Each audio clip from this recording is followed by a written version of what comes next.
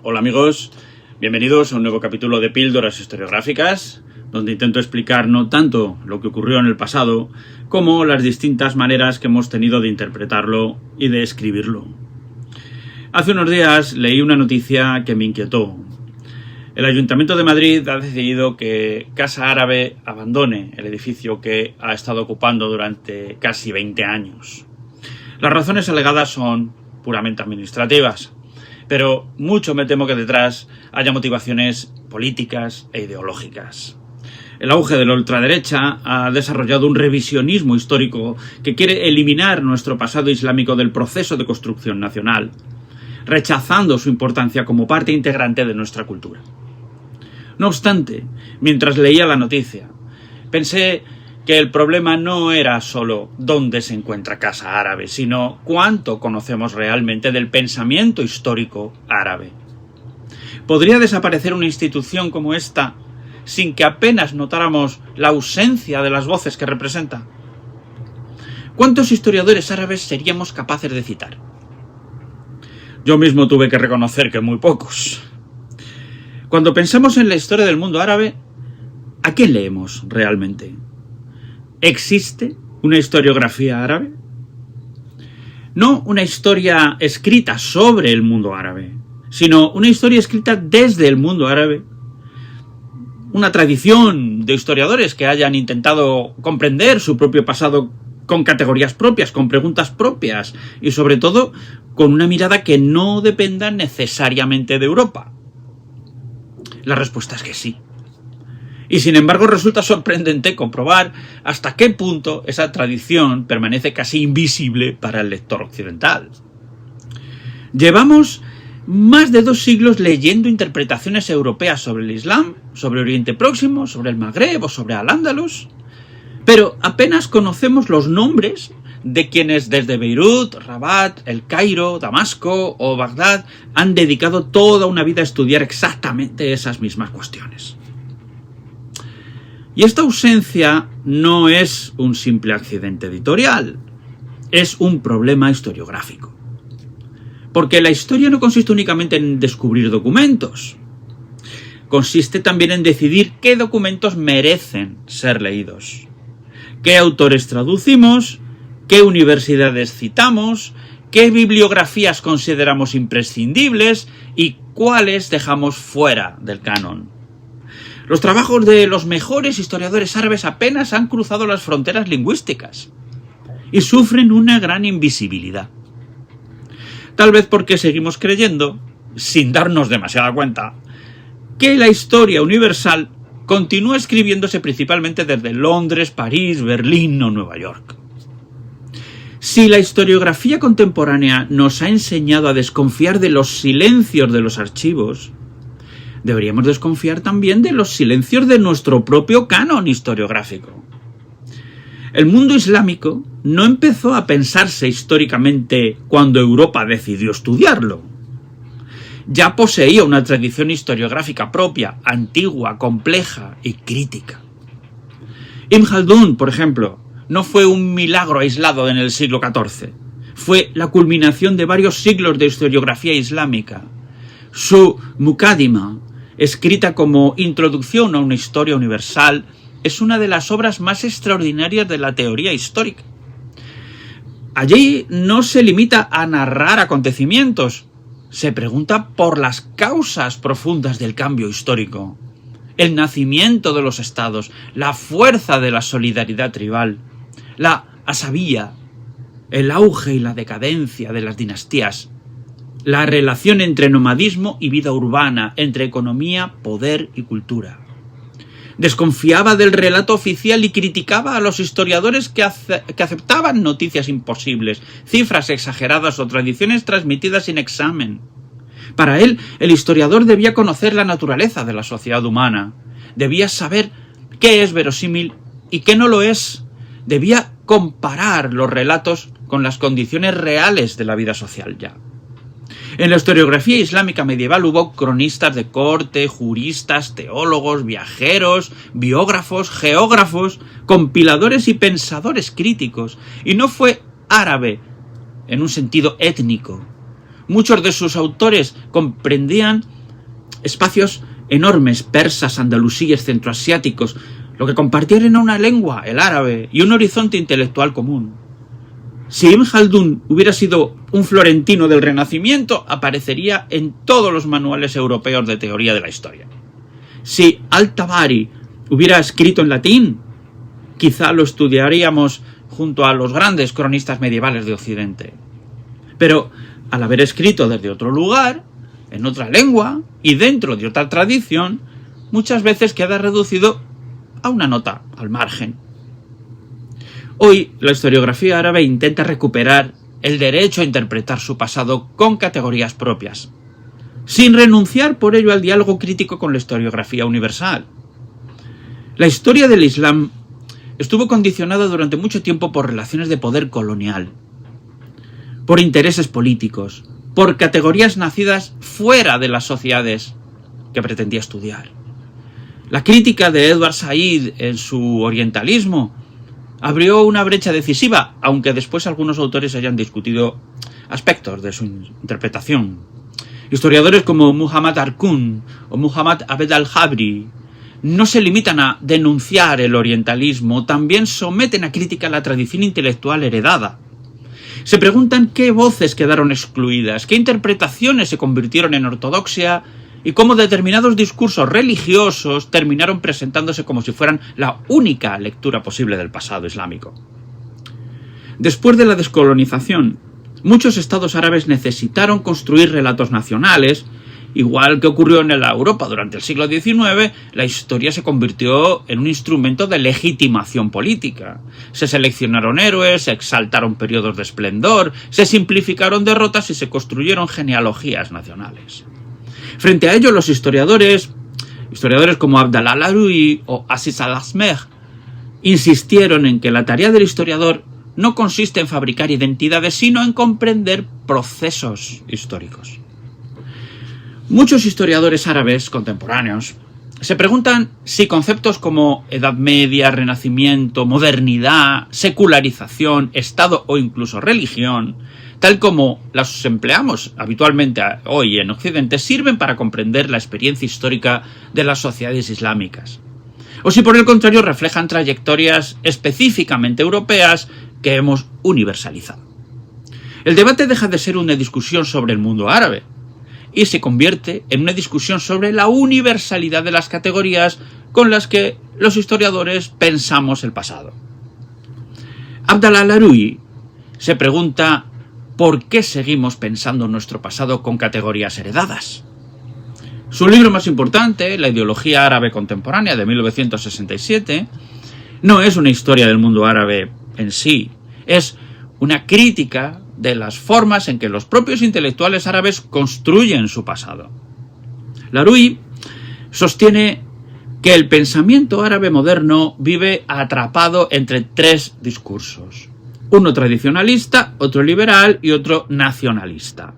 Los tres, según él, resultan insuficientes porque ninguno afronta realmente el problema histórico de la modernidad. al-Arui insiste continuamente en que la historia no puede analizarse para confirmar identidades previamente construidas. Debe servir precisamente para ponerlas en cuestión, porque Europa no solo colonizó territorios, también colonizó conceptos. Los árabes comenzaron a pensar su propia historia utilizando categorías elaboradas en Europa: Estado, nación, progreso, revolución, feudalismo. al-Arui no propone rechazarlas automáticamente, pero sí preguntarse si son históricamente adecuadas. Muhammad Arqun es quizá más radical al preguntarse qué partes del pasado islámico fueron olvidadas porque alguien decidió que no debían recordarse. Arqun quiso comprender cómo se había construido históricamente el propio discurso sobre el Islam. Su objeto de estudio no eran únicamente los acontecimientos, sino los mecanismos mediante los cuales determinadas interpretaciones llegaron a convertirse en ortodoxas, mientras otras desaparecieron de la memoria colectiva. Su método podría resumirse en una frase: no basta con estudiar lo que una civilización recuerda, también hay que estudiar aquello que ha olvidado y las razones de ese olvido. Pensaba que el Islam había sido estudiado desde dos perspectivas igualmente limitadas. Por una parte, la tradición religiosa, que aceptaba como inamovibles muchos presupuestos heredados. Por otra, el orientalismo clásico, que analizaba el Islam desde categorías europeas, que en ocasiones terminaban reduciendo su complejidad histórica. Arcún proponía una tercera vía: aplicar al estudio del Islam las herramientas desarrolladas por las ciencias humanas contemporáneas. Pensar históricamente el Islam, ya que no existe una única interpretación. Existen siglos de debates, escuelas jurídicas, corrientes filosóficas, movimientos místicos, interpretaciones políticas, disputas teológicas. Todo ello constituye un inmenso campo histórico, ya que lo que llamamos Islam es el resultado de una larga construcción histórica. En su análisis, Arcún distingue entre lo pensado, lo impensado y lo impensable. Lo pensado es aquello que una sociedad reconoce como conocimiento legítimo: los textos aceptados, las doctrinas oficiales, los autores canónicos, las preguntas permitidas. En definitiva, lo que puede decirse públicamente. En la tradición islámica serían, por ejemplo, los grandes comentarios coránicos aceptados por la ortodoxia o las principales escuelas jurídicas reconocidas. No significa que sean verdaderos, significa que forman parte del espacio intelectual legítimo. Lo impensado es aquello que simplemente dejó de formularse: preguntas abandonadas, problemas olvidados, interpretaciones desplazadas por otras. No existe una censura explícita, simplemente desaparecen del horizonte intelectual. Arcún cree que toda tradición produce enormes zonas de lo impensado, y el trabajo del historiador consiste precisamente en recuperarlas. Por último, lo impensable, que es el nivel más profundo. Son aquellas cuestiones que una sociedad ni siquiera puede plantearse, no porque alguien las prohíba, sino porque todo el sistema cultural hace imposible siquiera imaginarlas. No pertenecen al debate, quedan fuera del lenguaje disponible. Por ejemplo, en determinados momentos históricos resultaba literalmente impensable cuestionar ciertos fundamentos de la autoridad religiosa. No porque existiera siempre una prohibición jurídica, sino porque las categorías mentales disponibles impedían cualquier posibilidad de formularlas. Si tengo que seleccionar algunos de sus libros, escogería estos. El primero es para una crítica de la razón islámica, publicado en 1984, su obra más conocida, donde plantea la necesidad de someter el pensamiento islámico al mismo análisis crítico que Occidente ha aplicado a su propia tradición desde la Ilustración, pero evitando convertir esa crítica en un simple proceso de occidentalización. En segundo lugar, sus lecturas del Corán de 1982, que es probablemente su trabajo metodológico más importante, donde analiza el Corán como texto histórico, no para negar su dimensión religiosa, sino para comprender cómo fue leído e interpretado a lo largo de los siglos. En tercer lugar, el humanismo árabe desde el siglo IV al X de 1970, que es uno de sus libros más bellos, donde recupera la tradición humanista del Islam clásico. Con ello desmonta la imagen de una civilización exclusivamente jurídica o teológica.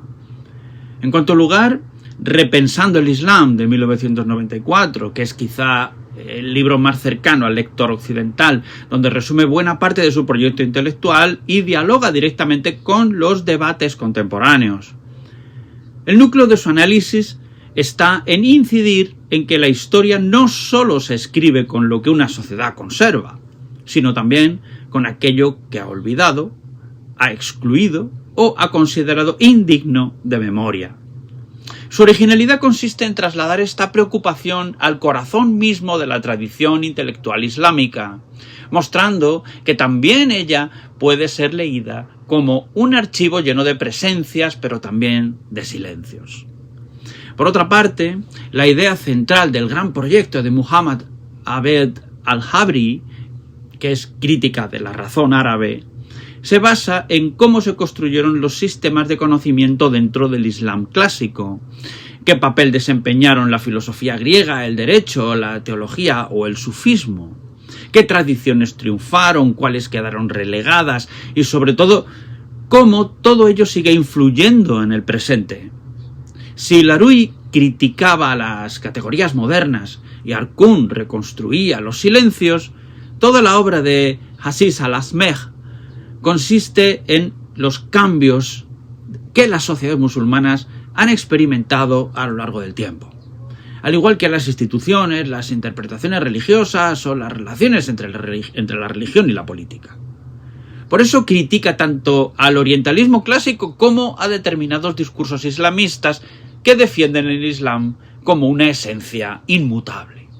Todos ellos comparten varias convicciones: que la historia no puede convertirse en propaganda nacional, que la tradición islámica no constituye un bloque homogéneo, que el colonialismo condicionó profundamente la producción del conocimiento histórico, pero no explica por sí solo todos los problemas de las sociedades árabes contemporáneas, y que la historiografía debe mantener una actitud crítica tanto hacia las categorías heredadas de Europa como hacia los relatos identitarios construidos desde el interior del mundo árabe. Por último, yo añadiría un quinto autor, que enlaza directamente con la preocupación por la memoria, el colonialismo y Palestina. Me refiero a Rashid Khalidi. Khalidi muestra cómo la historia de Palestina fue durante mucho tiempo narrada principalmente desde archivos y perspectivas imperiales o estatales, mientras que la experiencia palestina quedaba fragmentada o subordinada. Su trabajo no consiste únicamente en dar voz a los palestinos, sino en preguntarse qué ocurre cuando un pueblo recupera sus propios archivos, sus testimonios, sus categorías de interpretación. Ahí la historiografía deja de ser una simple reconstrucción del pasado para convertirse en una reflexión sobre quién produce el conocimiento histórico y desde qué posición. Esa cuestión conecta de forma muy natural con los estudios postcoloniales y al mismo tiempo con una preocupación esencial: cómo escribir la historia sin aceptar acríticamente los marcos conceptuales heredados del poder. Hasta ahora hemos visto cómo algunos historiadores árabes contemporáneos intentaban repensar históricamente o críticamente el pasado desde categorías propias. Pero quizá ningún ejemplo resulte tan elocuente como el de Rashid Khalidi. Khalidi comienza su libro Palestina, 100 años de colonialismo y resistencia, hablando de su trabajo como historiador, de las largas temporadas que pasó investigando en las bibliotecas privadas de Jerusalén, y en particular en la Biblioteca Khalidi, fundada por su propia familia a finales del siglo XIX y depositaria de una de las colecciones de manuscritos árabes más importantes de Palestina. Voy a leeros un fragmento de su prólogo. Durante unos años, a principios de la década de 1990, viví en Jerusalén varios meses al año, dedicándome a investigar en las bibliotecas privadas de algunas de las familias más antiguas de la ciudad, incluida la mía. Siguiendo la calle Bab al-Silsila, se hallaba el edificio principal de la biblioteca Khalidi, fundada en 1899 por mi abuelo Haj Rajib al-Khalidi, con un legado de su madre, Khalida al-Khalidi. La biblioteca alberga más de 1.200 manuscritos, en su mayoría en árabe, aunque hay algunos en persa y turco otomano, el más antiguo de los cuales se remonta a comienzos del siglo XI. La colección, que incluye unos 2.000 libros árabes del siglo XIX y diversos documentos familiares, es una de las más extensas de las que en Palestina todavía siguen en manos de sus dueños originales.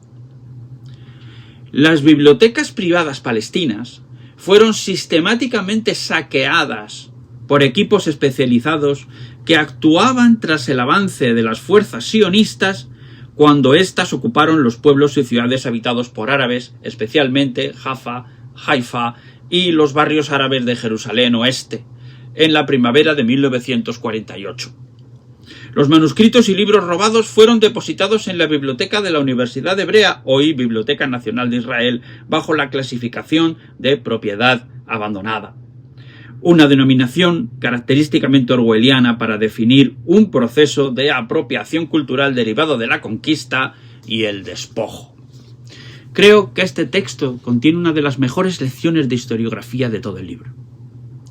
Observad que Halidi no está hablando únicamente de la pérdida de unos manuscritos, está hablando de algo mucho más profundo, del control de los archivos. Porque quien controla los archivos no solo conserva documentos, también condiciona las preguntas que podrán hacerse los historiadores del futuro. Cuando una biblioteca desaparece, cuando una colección privada es confiscada o cuando un archivo cambia de manos, no se destruyen únicamente libros. Se altera la memoria documental de una sociedad. Este es un problema que va mucho más allá del caso palestino.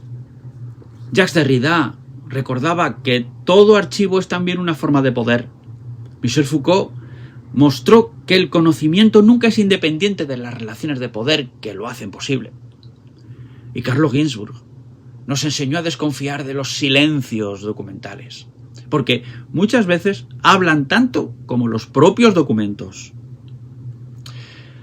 Rashid Khalidi añade una dimensión nueva a este debate. Nos muestra que el colonialismo no consiste únicamente en ocupar un territorio, consiste también en intervenir sobre la memoria escrita de ese territorio, reorganizar sus archivos, cambiar sus clasificaciones y, en último término, decidir qué pasado será visible y cuál quedará oculto. Por eso este libro no es solo una historia de Palestina, sino también una reflexión sobre el oficio del historiador, sobre la fragilidad de los archivos y sobre la responsabilidad que tenemos de preguntarnos siempre quién los construyó, quién los conservó y quién pudo quedar excluido de ellos. Llegados a este punto, quizá podamos responder de otra manera a la pregunta con la que comenzábamos este vídeo.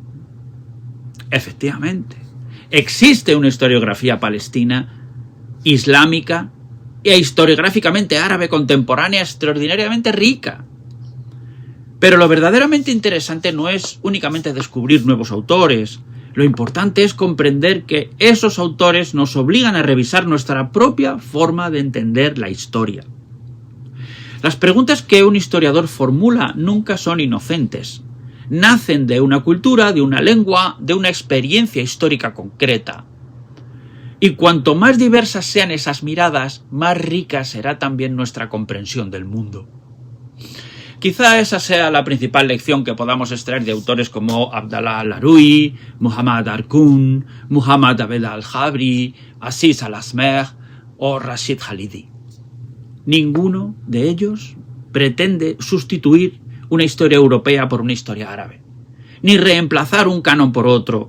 Lo que realmente es mucho más exigente, que la historia deje de ser un monólogo y que se convierta por fin en una conversación. Una conversación en la que Europa siga teniendo mucho que decir, pero en la que ya no sea la única voz. Porque una historiografía verdaderamente universal no es aquella que consigue explicar el mundo entero desde un único lugar. Es aquella que acepta que ninguna tradición intelectual posee por sí sola todas las preguntas ni todas las respuestas. Tal vez sea esa una de las grandes problemáticas y los grandes retos de la historia en el siglo XXI. No escribir una historia contra otros, sino aprender a escribirla con los otros. En fin, si os ha parecido interesante, si os ha parecido, si habéis llegado hasta aquí, desde luego que os ha parecido interesante. En fin, dadme un like, por favor. Escribidme un comentario, me interesa mucho saber vuestra opinión. Y suscribiros al canal, por supuesto. Venga, hasta la próxima. Gracias, chao.